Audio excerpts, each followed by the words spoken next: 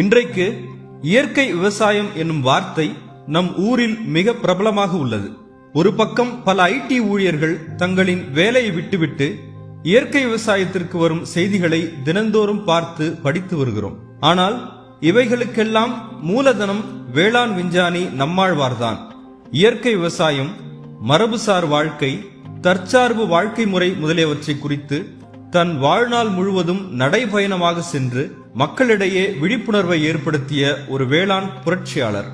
தஞ்சை மண்டலத்தில் உள்ள திருக்காட்டுப்பள்ளி அருகே உள்ள இளங்காடு என்னும் கிராமத்தில் ஒரு விவசாய குடும்பத்தில் பிறந்தார் நம்மாழ்வார். அண்ணா பல்கலைக்கழகத்தில் இளங்கலை வேளாண்மை பயின்ற நம்மாழ்வார் 1960ஆம் ஆண்டில் கோவில்பட்டி மண்டல மழை பயில் ஆய்வகத்தில் ஆய்வு உதவியாளராக பணிபுரிந்துள்ளார். ஜப்பானிய வேளாண் சிந்தனையாளரான மசானபு ஃபுகோகாவின் ஒற்றை வைக்கோல் புரட்சி என்ற புத்தகம் நம்மாழ்வாரின் இயற்கை விவசாயம் குறித்த சிந்தனை நெருப்பை தீட்டிவிட்டது.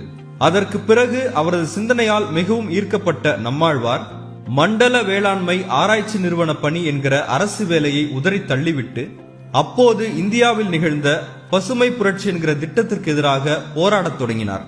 பாண்டிச்சேரி ஆரோவிலில் இருந்த பெர்னாரிட்டம் இயற்கை வேளாண்மை கூறுகளை கற்றுத் தேர்ந்த நம்மாழ்வார் 1960-70களில் நிகழ்ந்த கலப்பின விதைகள் ஊக்குவிப்பில் இருந்த அரசியல், அவற்றால் நிகழ்விருக்கும் கொடுமையான விளைவுகள் குறித்து மக்களிடையே விழிப்புணர்வை ஏற்படுத்தினார்.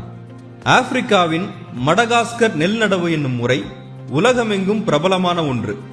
அந்த முறையை 60களில் தமிழ் விவசாயிகளிடம் அறிமுகப்படுத்தியது மட்டுமல்லாமல் அதை முதலில் உலகிற்கு அறிமுகப்படுத்தியதே தமிழினம்தான் என நிரூபித்தார் நம்மாழ்வார்.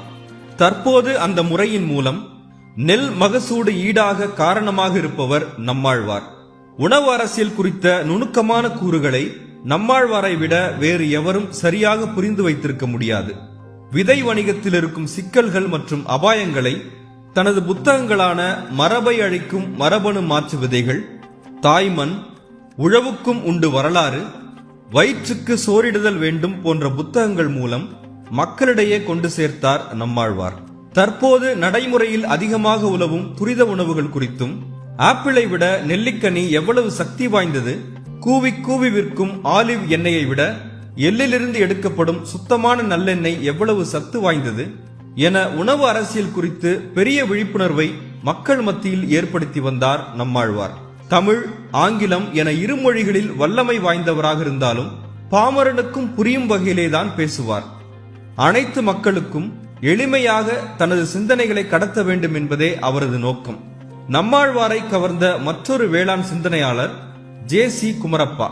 டிராக்டர் நல்லா ஓடும், ஆனா சாணி போடாதேப்பா என அவர் சொன்ன நகைச்சுவையை தனது பல மேடைகளில் மேற்கோள் காட்டுவார் நம்மாழ்வார்.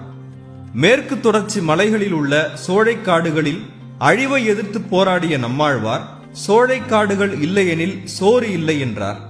தமிழ்நாட்டிற்கு பருவமழை பெய்வதற்கு முக்கிய காரணமாக இருப்பது மேற்கு தொடர்ச்சி மலைகளில் உள்ள காடுகளும் அவற்றின் நீண்ட நெடிய மரங்களும் தான்.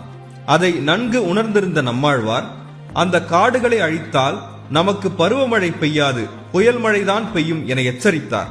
இந்தியாவில் பீட்டி கத்திரிக்காய் அறிமுகப்படுத்தப்பட்ட போது அதை கடுமையாக எதிர்த்த நம்மாழ்வார் அவற்றினால் தமிழ்நாட்டின் மரபு கத்திரி வகைகள் பாதிக்கப்படும் என்றார். மேலும் அப்போதைய கலைஞர் அரசிடம் அதை வலியுறுத்தி பீட்டி கத்திரிக்காய்கள் தமிழ்நாட்டிற்குள் உற்பத்தியாவதை தடுத்தார் நம்மாழ்வார். தமிழ்நாட்டின் வேப்பிலைக்கு அமெரிக்கா காப்புரிமை வாங்கிய போது அதை எதிர்த்து ஜெர்மன் நீதிமன்றத்தில் வாதாடி மீட்டு வந்தார் நம்மாழ்வார். மரம், தாவரங்கள் மட்டுமல்லாமல் கால்நடைகளின் நலனுக்காகவும் அதிக விழிப்புணர்வை ஏற்படுத்தினார். 2004 நிகழ்ந்த சுனாமிக்கு பின் நிலங்களை சீரமைக்க குறைந்தது 6 முதல் 7 ஆண்டுகள் ஆகும் என அரசு அதிகாரிகள் சொன்னபோது அதை விரைந்து சீரமைத்தார் நம்மாழ்வார். பார்ப்பதற்கு நம்மாழ்வார் ஒரு சாமியார் போல தோற்றமளிக்கலாம். ஆனால் நம்மாழ்வார் சாமியார் இல்லை. ஆன்மீக வழியில் வேளாண்மையையும் அனைத்து உயிர்களையும் பாவிப்பவர். அவரை பொறுத்தவரையில் ஆன்மீகம் என்பது அனைத்தையும் பகுத்தறிந்து அனைத்து உயிர்களையும் சமமாக நடத்தி தன்னோடு அணைத்துக் கொள்வதே.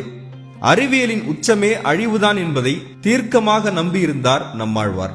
ஆனால் பயோடெக்னாலஜியின் அனைத்து விவரங்களையும் தன் நக நுனியில் வைத்திருந்தார். ஆகையால் அவர் அறிவியல் வளர்ச்சிக்கு எதிரானவர் அல்ல. அவர் மீது தொடர்ந்து வைக்கப்பட்ட விமர்சனம் அவர் வளர்ச்சிக்கு எதிராக இருக்கிறார் என்பதுதான். ஆனால் அதை நம்மாழ்வார் என்றும் கண்டுகொண்டதில்லை. எதிர்காலத்தில் நடக்கவிருக்கும் ஆபத்தை குறித்து விழிப்புணர்வு இல்லாமல் இருப்பது முட்டாள்தனமே என்றார் நம்மாழ்வார். தற்போது அவரது வழியில் பல இளைஞர்கள் பயணிக்கின்றனர். பல இளம் விவசாயிகளை உருவாக்கிய பெருமை நம்மாழ்வாரையே சாரும். அடி காட்டுக்கு, நடு மாட்டுக்கு, நுனி வீட்டுக்கு என எப்போதும் சொல்வார் நம்மாழ்வார். தமிழ்நாட்டின் மரபின விதைகளை பாதுகாத்ததிலும் தமிழர்களிடையே தற்சார்பு வாழ்க்கை முறையை விழிப்புணர்வு செய்ததிலும் நம்மாழ்வாரின் பங்கு தவிர்க்க முடியாதது. மின்னம்பலம்.com தமிழின் முதல் மொபைல் பத்திரிகை.